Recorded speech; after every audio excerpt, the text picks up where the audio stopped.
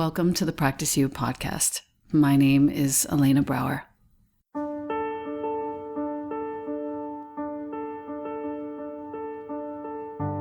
Together, we'll explore and enjoy content and conversations around mastering transitions in our relations, our wellness, our careers, our families, and especially in our missions and visions.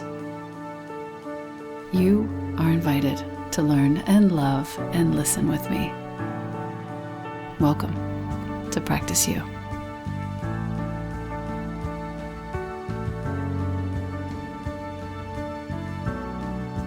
Welcome back to the podcast. I have with me one of my oldest friends in the yoga world, in the real world, in every world, Jeff Krasno. Jeff is, oh my God, how do we even start? I'm going to read your bio first, and then we're going to go into it. Jeff is the founder of Wanderlust, first of all. He's also the founder of Commune Media, which is an online learning platform for personal and societal well-being. He attended the Hotchkiss School. I didn't know this, by the way, and received your BA in 1993 from Columbia. So you're a little older than me? Is that true? Well, let's see. I was born in 1970. No, we're exactly the same age. Yeah. Oh my gosh. Date yourself. We're going to be 50. That's right. This year. Very close. I believe right at about the same time. I think you're just slightly my elder. Just slightly. I mean, just chronologically, of course, you're psychologically and intellectually my superior by probably a century. I am not sure about this, friend. Oh, I'm not sure. Well, in an hour, we'll know. Maybe we'll know. I've also just learned that you serve on the board of Pure Edge, which is a nonprofit dedicated to integrating yoga and mindfulness curriculum into the public school system, which is stunning. I didn't know that about you. That's true. I'll be honest that mostly I go to those board meetings and nod my head and say yes a lot. But there have been times where I've actually contributed to the mission, and the woman, Chi, that runs that organization is astonishing, brilliant. I call her the Chi-EO of Pure Edge. That's awesome. Her name is Chi. Of course. She's amazing. They're doing great work. If I know you, which I pretty well do, you're contributing a lot more than you say, but let's move forward. You were a part of Super Soul 100, Oprah's Super Soul 100, which I didn't know. How did that turn out? Well, I always call myself number 99. I could have said that. Yeah, there weren't numbers given out, but given who else is on that list, I feel like I'm number 99. I get it. And it's brilliant to be included. And, I don't know why, but I am fortunate enough to be on some email list that goes out to those 100 people and do get invited to some absolutely unbelievable events, which have led to like really beautiful relationships.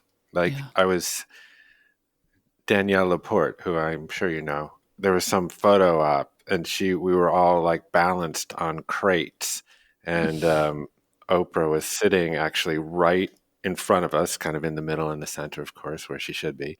And Danielle and we had never met before. We were precariously balanced on these two milk crates, and sort of as if to create some sort of like proper layering for this photo op. But it was so precarious, and if we had fallen, it would have been probably the worst experience of our lives, because who wants to fall on top of Oprah during a photo op? Nobody. Agreed. And I looked up at her because she was on a higher milk crate than I was. And I said, "Hey, are you Danielle Laporte?" And then she said, "Yes." And then we became great friends. So that's that. How nice is that? We've actually never met, she and I. But eventually, someday, I'm sure we will. Yeah. You share a common sparkle. Yeah. She is very sparkly. I want to talk about commune because I think that's, of all the things, we started Wanderlust together. This was going back 10 years when you first said to me, I want to put together musical acts and massive yoga classes. Would you be interested in being a part of this? And I was like, sure, I think so. That sounds like a really good idea. And that started an entire movement that has long outlasted all of the initial ideas that we ever had about it. Can you talk about your experience of that a little bit and what you feel has been the best result of that? Oh, yeah. I mean, it didn't make much sense to many people, which is why I'm so grateful to you, because you were one of the few crazy people that understood the idea of, yoga, music, nature, Yeah. um, inspirational talks, wacky sustainability concepts on the side of a mountain, and you took a chance, and I've always been grateful for that, because it wasn't, we think about the yoga lifestyle now, as encompassing all of these different facets of, I suppose, what would constitute the mindful life, sustainability and organics and yoga and mindfulness and meditation and spiritual and personal development, and potentially now more mindful political involvement and civic engagement. But back then, those things didn't kind of that wasn't a natural elixir, Right. to try to actually explain that those things all wove into a greater kind of tapestry of active life choices was pretty foreign, for Skylar and me. That was just the way we were living our lives. And so I was like, well, let's just celebrate that and immerse in that, and, try to build community around these ideas that we felt were very salient, to both personal wellness and to the well-being of society at large. But, honestly, I was just, and I still remain, honestly, a torchbearer for other people's ideas and bravery and courage.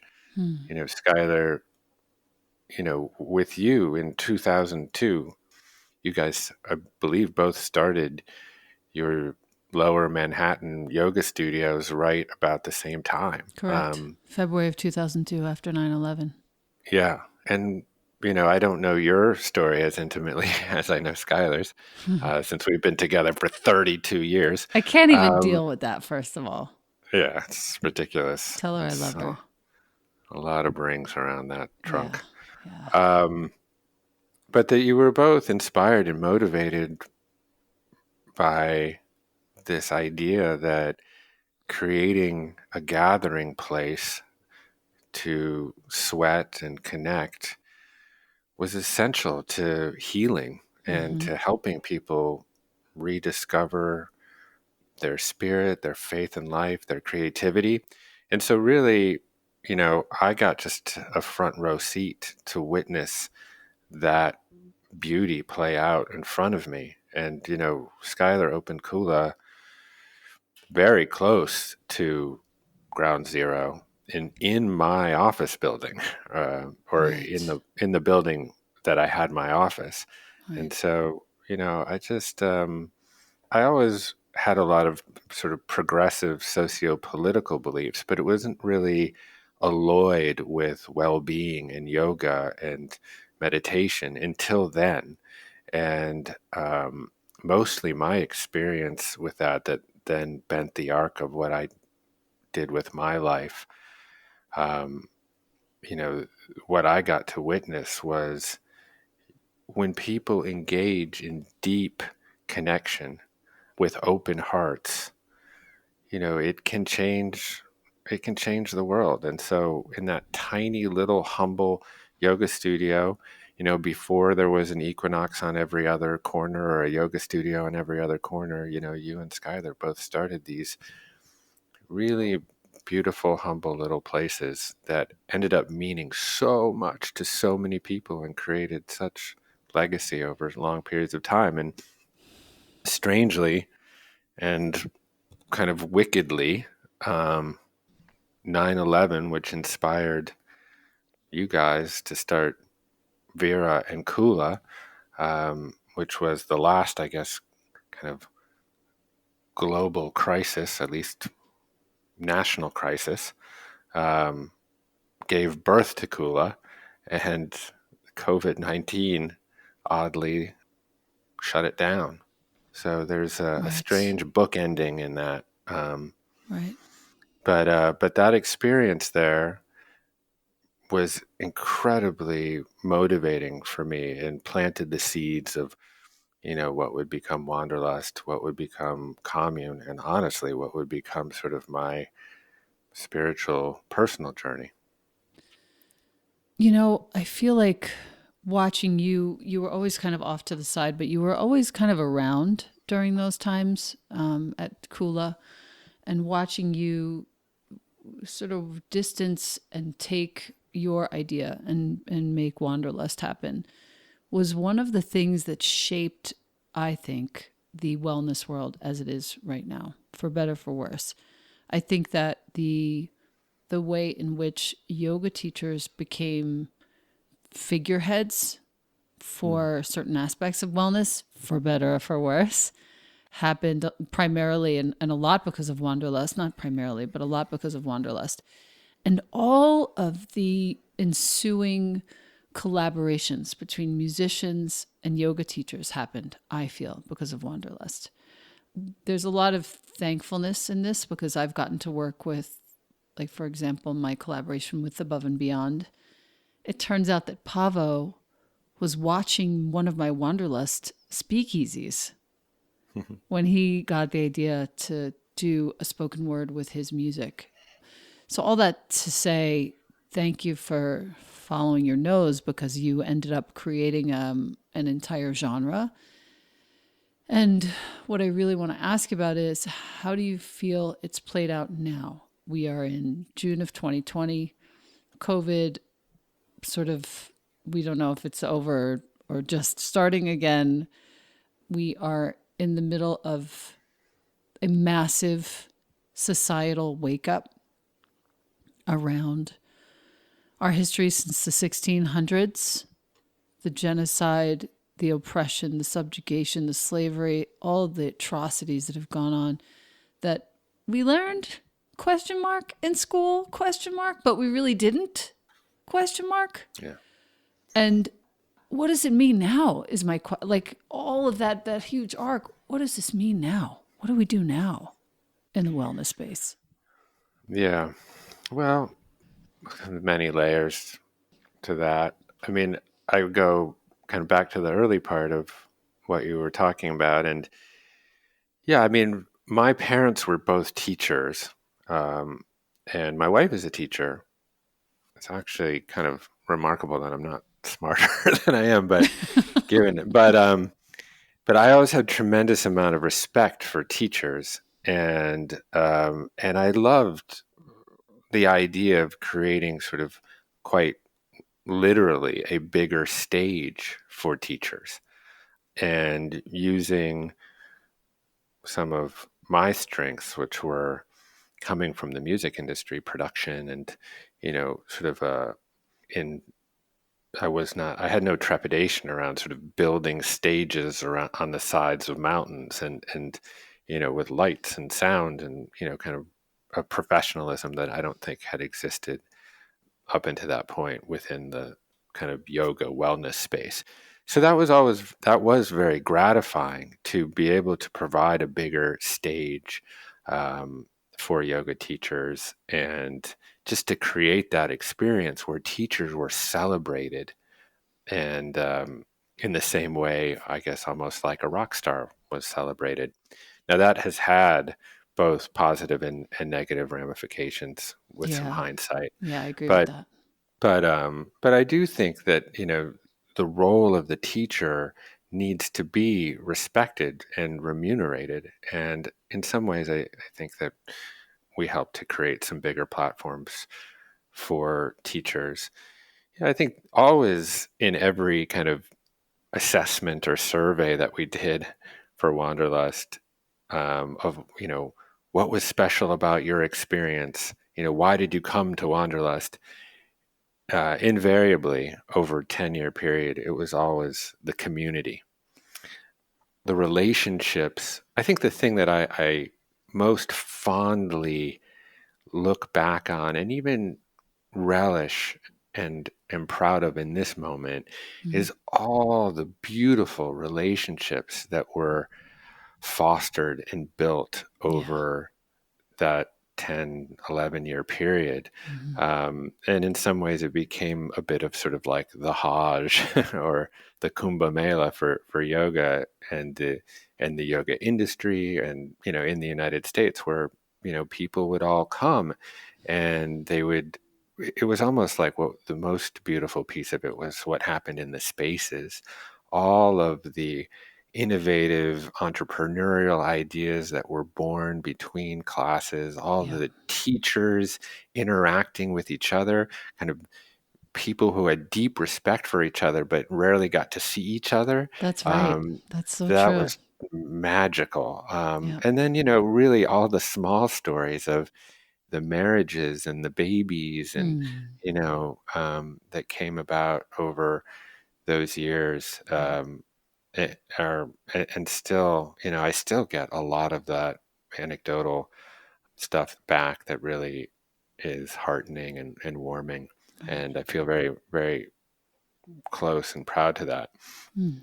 I think that, as kind of I turn my eyes a little bit towards the political, one of the frustrations, to be honest, that I always had with Wanderlust was the cleavage between the personal and the societal.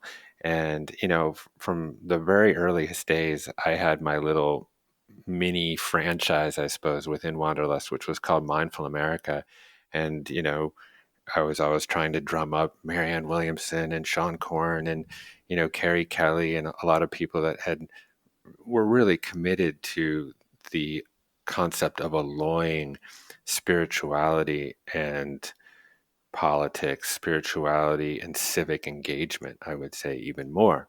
And, it just wasn't, it didn't take, you know, people, I think, and this is a generalization, but until recently, I suppose, until 2016 and the election of our current president, people really felt that their wellness practices, their spiritual and somatic practices were their own sacred space, really distinct from society and the world around them. And in a way, people, I think that the world of politics became so crooked and dirty and sully that people wanted a sacred space to escape to, away from all of that. And that's very different than the role of kind of that many of these modalities and practices played, like, for example, in the 60s, when a lot of people, progressively minded people, were starting to discover Eastern religions and integrate yoga and meditation into their lives. Right. But that was very, very connected to the civil rights movement or the anti-war movement. It was like, you know, we'll do this. I mean, Marianne Williamson actually said this to me once. We did the I Ching in the morning, and then it was an anti-Vietnam war rally in the afternoon. Right. And people saw these things as very connected. And I think that now there is a rediscovery of that again, that there is a straight line between one's own personal well-being and the well-being of the world around them, and that those things cannot really be divorced. No. That, and that's, and I think we're talking, just for some context, on June 10th, 2020. So we're kind of right in the crosshairs of a very intense social time, as you pointed out. And what I am seeing and feeling at protests that I'm going to, and certainly, on the internet, on social media is this outpouring of people really wanting to give and to support. And it's clumsy, and people are scared of making mistakes. But I think those folks that are really out there, earnestly out there, sometimes stepping in a bucket of shit, are, I think that there's some grace for that. And I think there is an understanding again that our personal spiritual practices can no longer be just personal. Right. I think the clumsy aspect is where I want to pivot, because I feel I have a responsibility now as a white woman in this space. I have a responsibility to, like we said before, learn as much as I can about what wasn't taught to me. Learn about 1619 and how it all began right there on that ship. Learn about what's happened since then in terms of all the presidents that I was under the impression that these were well-intentioned humans who have created a farcical veil for so many millions of people to look at and think they were doing such a good thing, the quote-unquote war on drugs, and start to practice mass incarceration of Black and brown bodies. These are things that we need to talk about in wellness, I feel. Some people might not agree. If we are going to move forward and sit in front of people and say, this is what you can do to feel better about things. Take a deep breath, move this way, put your body into this position, then take a deep breath and see how that feels. Feel your lungs, feel your kidneys, feel all the little levers and pulleys and hydraulics in your body. I don't feel like I can continue to teach that without in some way acknowledging at every turn, every day, the fact that this has sat in the nervous systems of people of color for as long as they can ever remember, for generations prior, and for us to have the nerve to try and teach any class at all without an acknowledgement of that, the taxation on that nervous system that that person of color has had to live in two worlds at once their whole lives. That I think is really foolish and careless. And I don't know how to fix it. I don't know what to do next, but I do know that I'm not going to stop talking about it, teaching about it, learning about it, so that I don't feel clumsy. I want to feel like I know what happened and I'm fucking ready to really talk about it and ready to own my complicitness in it. Yeah, I agree. I think many people are going through a self-realization that they can be innately good people and completely complicit in structural racism, period. And, as you point out, the history that we think we know and that has been taught is not the whole story or the true story. I think that is step one, is finding really credible resources and diving in without being afraid, and to be honest, just like living in some considerable discomfort, that is grounded in really acknowledging, as you say, one's complicity in systems and structures that have absolutely terrorized and oppressed a people. And then there is like a question of like, well, what can you do? What can you do kind of right now? And I think that question can be somewhat, overwhelming, paralyzing for some, but for, teachers that do have platform, I agree. You need to use those platforms to help give people the resources they need to become active and civically engaged and connect their personal wellness to the well-being of society. And that can start with, education. That can start with giving time, giving money, really sitting in deep listening, deep moral inventory. Mm-hmm. Certainly that's where I am. I'm kind of walking a tightrope of evolving in public while learning, and just trying to be, really honest and vulnerable, and then humble, and support those around me, and use my platform to tell stories that haven't been told.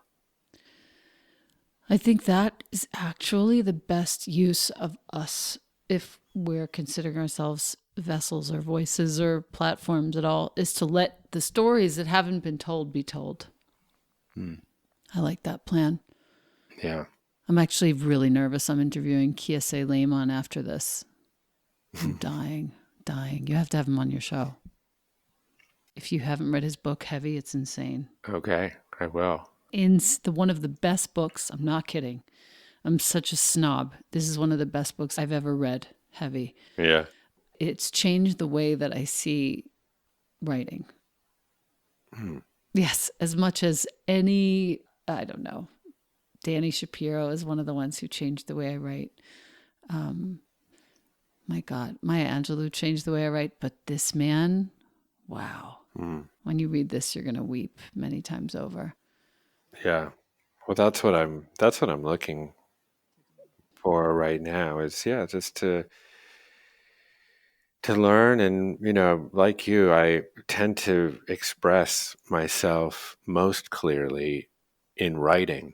Yeah. um, and kind of, that's where I find myself as that conduit for the higher spirit. Mm-hmm. And there's nothing like being able to sort of improve your own writing, your own ability to be that conduit. There's nothing better than reading. Agreed. um, Agreed. so yeah. I was just telling Jonah that I'm going to install a reading program this summer based on reading Kiese's book. His mom used to make him read and write every single day. And he would be writing on all kinds of diverse topics. And I feel like I've been a little lax in actually creating that for Jonah. So I'm going to do that this summer. We're going to have writing workshops, he and I. Yeah, that's great. Yeah. Yeah. And my children are, well, I have three, and they don't resemble themselves or at all, either physically or in their patterns and habits. And so I have one incredibly bookish daughter who just loves to read, Lolly, and then two that I'm going to have to arm twist a bit. So maybe we can share some, Michael some, Bones. yeah, right. Yeah, she'd rather just be in front of the camera all the Yes. time. So, Bones, of so course. we'll have to share some techniques, both reading list and then some techniques for that reading list to actually go to some real use. I have a feeling we're going to put Heavy in front of Jonah first, actually. Okay. Kiese started right. It starts from the voice of himself as like around 13 or 14 in Mississippi. And he was born, I think he must have been born the same year because some of the references are exactly what we know. Really obscure 1970s and early 80s references that, nobody would know right now. Mm-hmm. Yeah, I my kids, we've been going to some of the protests and marches in LA, and we went to one in Hollywood last Sunday, which was quite large. It was like 20,000 people. And you and I'm writing about it now, because it is, they call it Holly Weird for a reason, lovingly, like the local denizens. Yes, of Hollywood. Because right alongside, Koreans for Black Lives and, LGBTQ for Black Lives and every imaginable group for Black Lives, there's also like Spider-Man for Black Lives Oh, and, wow. a bunch of superheroes dressed up, because of course it is Hollywood. And it was an interesting experience in a lot of different ways, because this kind of twisted moment kind of tightly packed 20,000 masked people together in a viral pandemic, Right. which I suppose is a reflection of the depth of the frustration. Right. But it also, from just a pure experiential level, gave the whole thing sort of a feeling equally of protest march and Mardi Gras or something, because there you have drums and people chanting and everyone wearing masks, so it was kind of like surreal. And as of course, like, the march got going and we got moving, and the chanting and the singing and this call and response got kind of more intense and beautiful and one. It was impossible not to have kind of this spiritual feeling, this sort of epiphany of not just equality, but of oneness. Right. That, and of course, like, the real human experience is light years away from that, but from in this kind of brief moment, the absolute ridiculousness and absurdity of racism or any form of separation dissolves, and dissolves with the kind of illusory nature of self. It just, that's it. You're swept up and away into that ocean. Yeah. And that's one of the reasons I feel like going and participating in mass gatherings, although I respect everyone's Choices. concerns around, yeah, and how they can authentically show up. And certainly there are some risks, Right. given the fact that there is a viral pandemic. But that sense of connection and oneness, the epiphany that comes with that, is really motivating and nourishing. Yeah. So, it is, um, and just, exposing my children to that was beautiful, because they really just, it's not just something that sort of exists on some screen at that juncture. Yeah, no, that's a feeling. That's Yeah. an ocean of feeling. And there's just like a couple specific moments that really, really sprung forth. Micah, who is 10, she's kind of holding her Black Lives Matter placard proudly kind of over her head. And there was a car that somehow had weaved its way into the protest.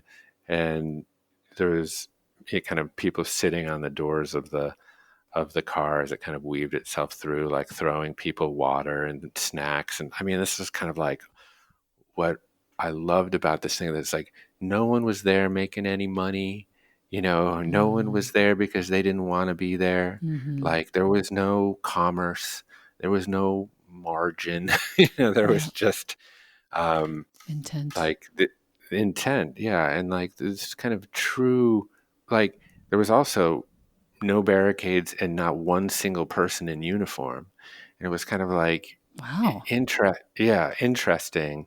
I mean, of course, surveying from helicopters overhead, and I'm sure there's many good reasons for that strategy, but Right. it was just like people know what to do. When their better angels are allowed to kind of spring forth, they just sort of know what to do. Yeah. And it was this car kind of pulled up, and this woman African-American woman, young, beautiful, kind of looked over at Micah, and she's quite diminutive She and 10. is She's a little tiny little little teen. nugget. And this woman asked Micah, kind of, and it's loud and, kooky and crazy. And this woman asked Micah, "How old are you?" And Micah, says 10. No, but she shouted it. She goes, 10. Exactly. And I know exactly what it sounded like. and this woman said, "What's a 10-year-old doing out here caring about Black lives?" And said it in like the sweetest, most loving way, as if to make her feel seen.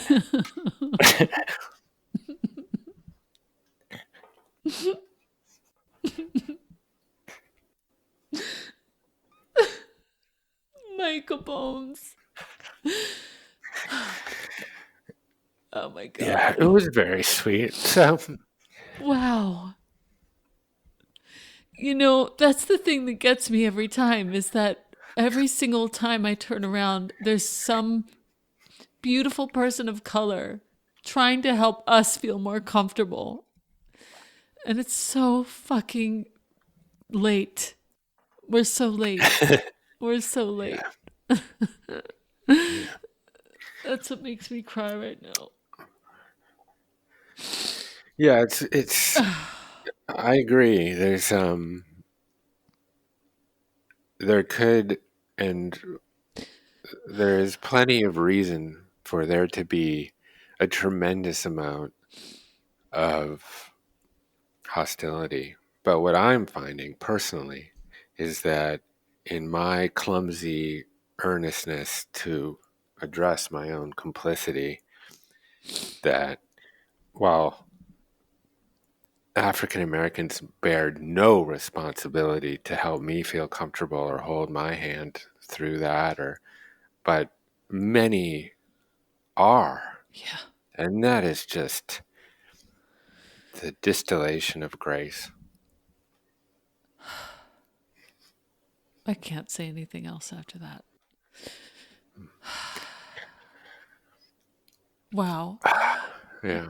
And every time I see it too, and feel it mostly, especially when I see and feel someone of color trying to help me, all I can do is say thank you, because it's been so many years that I have completely missed the boat and missed seeing what that actually is right in front of my face. And if you're white and you're listening to us talk right now, there have been millions of instances in your life where someone of color has done something in order to make you feel more comfortable in your whiteness without you ever knowing it. And that's, I think, one of the first places that we can begin, is just to own that and to know that whiteness is not a bad word. And it's just like chairness, bedness, pillowness, like whiteness, and that nobody's in trouble. Yeah, that's right. Yeah. It's just time to do it. Yeah. I mean, there's, obviously one of the big books that's people are reading right now is that book called White Fragility. Yeah. Yeah, now is certainly not the time to be fragile about these conversations or, about our own discomfort in them. Yeah. And yeah, I mean, it's, again, like one of the things that kind of stuck with me around that, some of the contents of that particular book, was this kind of notion that we all feel that we're like good people, that, especially kind of in the wellness world, and, oh yeah, we hold ourselves to a high moral standard, and, our works and actions are in alignment with our highest principles and all this stuff. How could we be racist? Right. When we're that, and that we have this kind of binary look at personal behavior. Mm-hmm. That if you're, if you're good, you can't possibly be racist. And, of course, it's so much more nuanced than that. I mean, I do take a good amount of pride in terms of trying to live an ethical and spiritual life.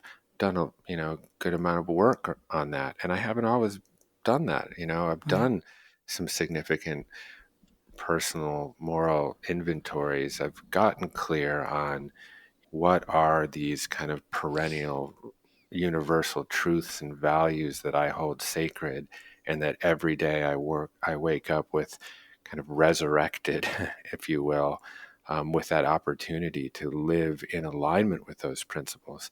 And, and that is discipline.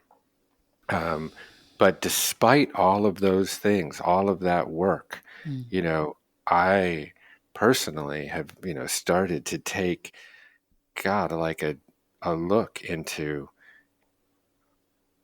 where do my kids go to school? Who constitutes that school? What are the businesses that I've known? Who are the equity holders in those businesses? Yeah. Like, real, like, look in the mirror shit. Yeah. My beautiful, loving grandparents who themselves were oppressed and believed in the promise of America and its dream, and put family in front of their own interest, and God were so loving to me. What did they say and utter under their breath from time to time? Like, really fucking Racist. yeah, Yeah. like hard shit, I remember. and so, so yeah, that idea that, like, by raising your hand and saying, yes, I'm a little bit racist, or I am complicit in systems and structures that are racist, doesn't mean you're a bad person. It just means that we need to wake up and do the work. And so that was, some of the takeaway that I had from that particular book that I thought was helpful. At least Yeah. it was helpful for me. I think also it's worth noting for any white listener, or any listener of color for that matter, just to hear us saying this, but for any white listener, the whole idea of you knowing that you're not a bad person, can you wrap your head around the fact that for people of color, they have had to be reminded of this by a good parent or a good teacher their whole lives? Because all the reminders in their faces, their whole lives at school, sports, everything, was that the color of their skin made them less than, or indeed a bad person in comparison to a white person. That's the fucked up part. That we need to be reminded that we're not bad people because we're complicit in a system and a structure that is completely wrong, backwards, full of lies, murder, genocide, all the most atrocious acts that a human could possibly commit. And that we have to be reminded of that is still a problem. Yeah. Yeah. No, I mean, it's yeah, I think the opportunity, obviously, aside from the tremendous opportunity to address some of the structural and systemic injustices, and I think we're starting to see Yeah. little glimmers of hope, Mm-hmm. just even around kind of municipal changes, and Yeah. obviously the defunding of certain elements of police departments and reallocation of funds. And, I think the broad coalition that has now emerged is having some real initial impact, Mm. and that's incredibly hopeful. I think that there is another layer of opportunity, which is a greater sense of empathy, and a sort of a reframing of this story of separation that we live in, of this notion that we are just individuals living amongst other distinct individuals in some form of external universe, not only separate from each other, but separate from nature, separate from the divine. And that's a story that's now kind of been told for millennia. Yeah. And, it informs all of our societal ills, racism kind of at the top of the list, but also the way that we treat our environment, all forms of income inequality. These things all have their root in a similar place, this notion that we are completely separate. Yeah.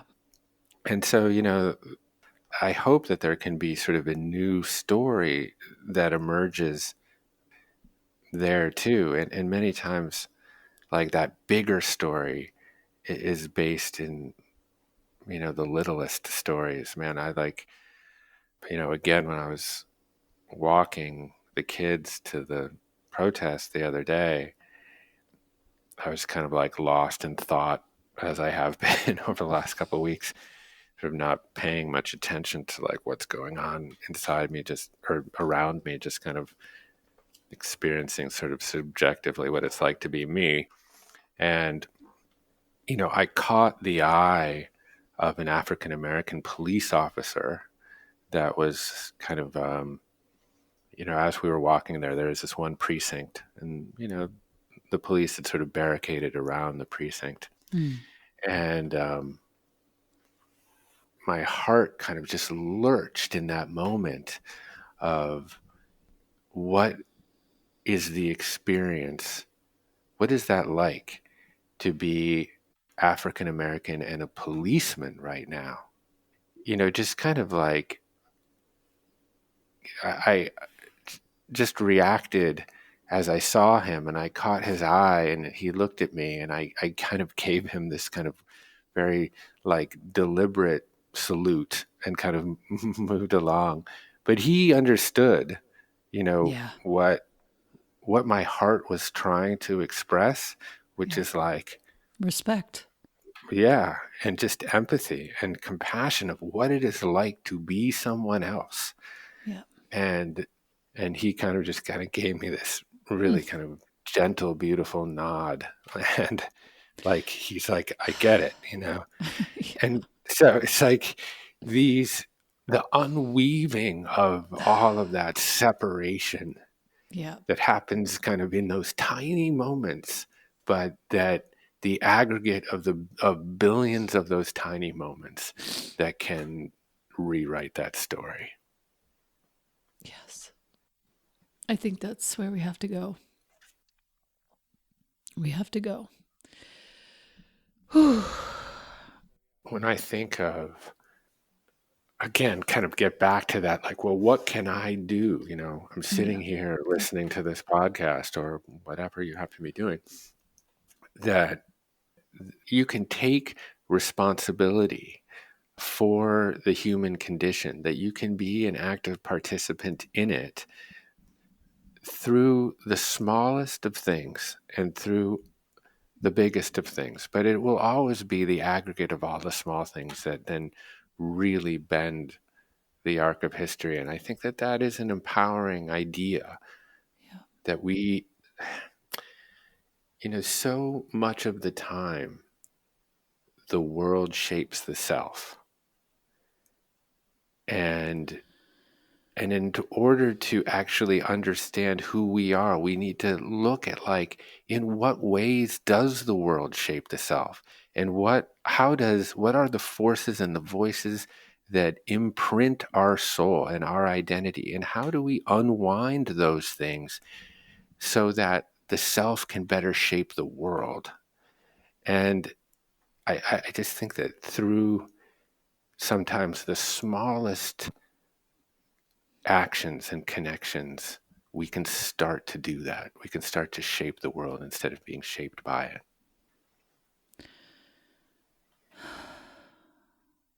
I don't even want to speak after that. And I think the only other thing I would possibly be able to add would be that if you are listening to this and now feeling some sort of semblance of agency, that you could have a hand in this healing, with the smallest action. Keep learning, keep talking, keep sharing, keep asking questions, keep of yourself, of all of the ways in which you show up in the world. But keep noticing one thing, one most important thing, that where you feel resistance is the most important action you could take. Like, that's the place where you feel like, no, I shouldn't have to. I don't want to. I don't agree. Those are all pointing you toward a massive evolution within yourself, which is when you can do what Jeff just suggested, which is when you can shape what the world looks like going forward, far past our lifespan, if we're listening to this. Well, you've made me cry 3 times. Yeah. That's just what's happening. Yeah. Yeah. I spend most of my day on some form of pendulum between kind of tears and kind of energized hopefulness. Yeah. Just thank you. Thank you. I love you so much. I'm so happy that we have this sibling friendship, soulship. I really appreciate you in every way. Yeah. No, likewise. You, I think we emailed a little bit about this, but it is a rare gift to have a friend that you can just, that you might not have talked to or seen in a little while, and then you reconnect and you're right back there where you were.